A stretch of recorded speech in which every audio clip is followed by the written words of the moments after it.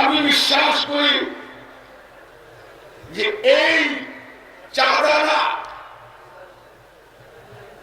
ইসলামের হেফাজতের জন্য হযরত মাওলানা শেখ লুৎফর রহমান সাহেব শেখ বরুল্লাহ রহমতুল্লাহ আলাইহিকে আমি জীবনে কয়েকবার দেখছি। তো একবার দেখছি ছাত্র জমানায়, উনি সারা দেশ সফর করতেছিলেন। ঢাকা যখন গেলেন তখন তিনি মাওলানা শামসুল হক ফরিদপুরি রহমতুল্লাহ আলাইহি লালবাগের বাড়ি প্রতিষ্ঠাতা, ওনার সাথে সাক্ষাৎ করেছিলেন। আমি তখন মাওলানা শামসুল হক রহমতুল্লাহ আলাইহির খাদেম। তো এই যে ওনার সাথে থাকার সুযোগ হয়েছে।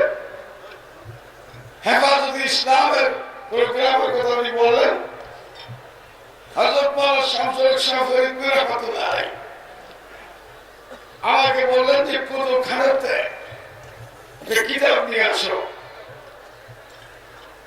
আমিরুল মুমিনিন সৈয়দ আহমদ শহীদ রহমতুল্লাহ আলাইহি বারাকপুরে শহীদ হয়েছেন, ওনার জীবনী নিয়ে আসতে বলল।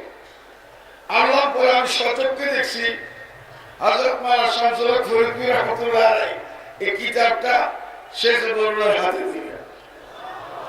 শেখ বরুল্লাহ কিতাবটা চুমা দিয়ে হাতে দিলেন এবং হুজুর বললেন যে আপনি সারা দেশে হেফাজত ইসলামের কাজ আপনি করেন, আমি আপনার সাথে আছি। এই কথাটা আমার মনে আছে। আজকাল প্রথমবার, আরো অনেকবার ওনার দাওয়াত দিচ্ছেন, আশা করতেছিল পারি নেই।